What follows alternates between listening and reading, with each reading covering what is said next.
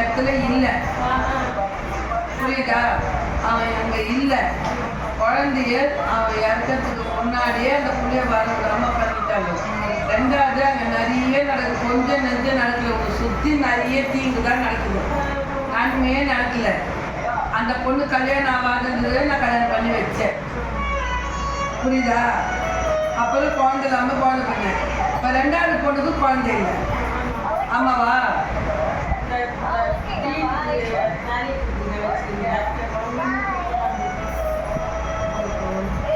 அப்புறம் எதுக்கு அந்த இடத்துல இருக்கிற நீ இடம் மாறி இருக்க வேண்டியது தானே?